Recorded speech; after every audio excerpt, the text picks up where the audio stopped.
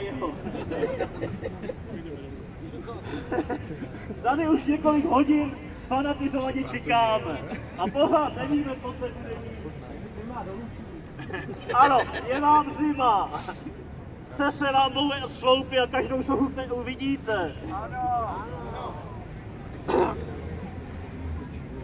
Takže vy lidé, co jste tady, kdybyste pokazali tenhle sloup hanby, nebyl by to nějaký evoluční čin, ale byl by to čin aspoň jaký stakýs. Jistě na tom konečně mnoho nezáleží. Všeobecný úsudek lidí je, že byl postaven od nějakých ničemů na potoku Ráda.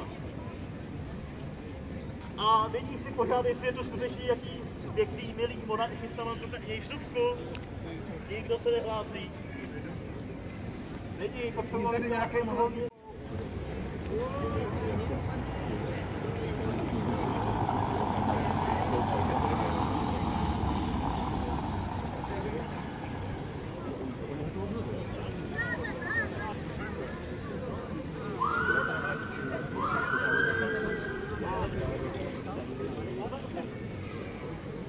Tak, já se omlouvám za menší zařízení technické, ale jak jste slyšeli, tak nějaký hlupák může říkat, že se máme nechat být.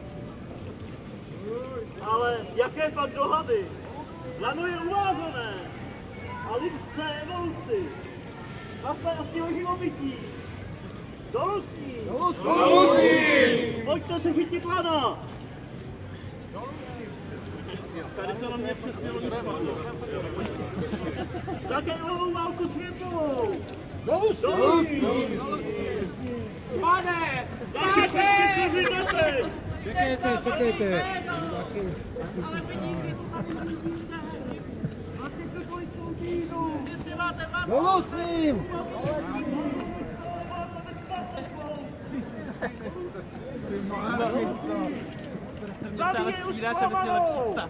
Dolů s ním! Za oběti našich kamarádů! Dolů s ním! Navzdají všem hlubců! Dolů s ním! Navzdají všem chytrých darebáků! Dolů s ním! Ura!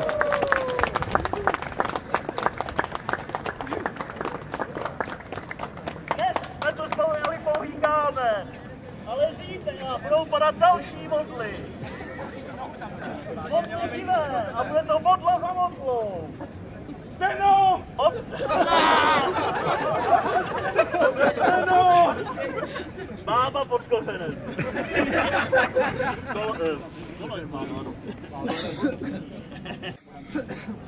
A bude to dobře. A nyní vás tedy vyzývám k závěrečnému zpěvu. Takže otočte papíry, pokud jste to ještě neudělali. A můžete si zaspívat tu naši pěknou českou písničku.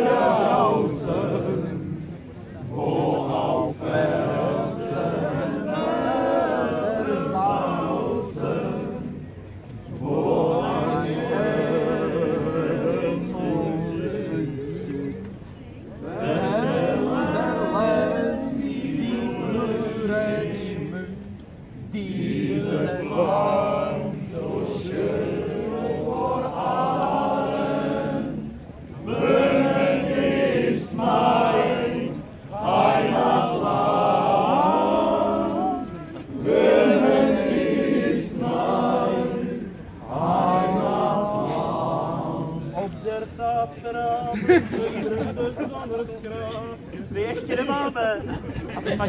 Máme toho jednoho v obleku. Takže já tímto ohlašuji letošní koncepci za ukončenou.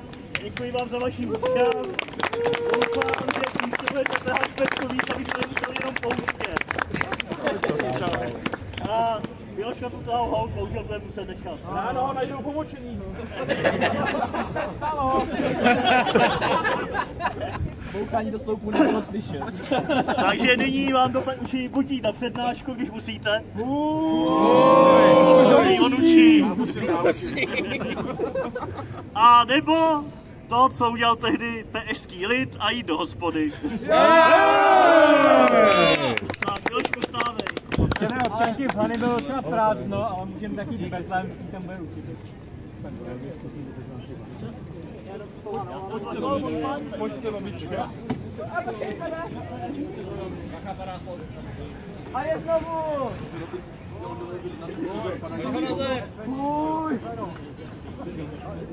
Tak.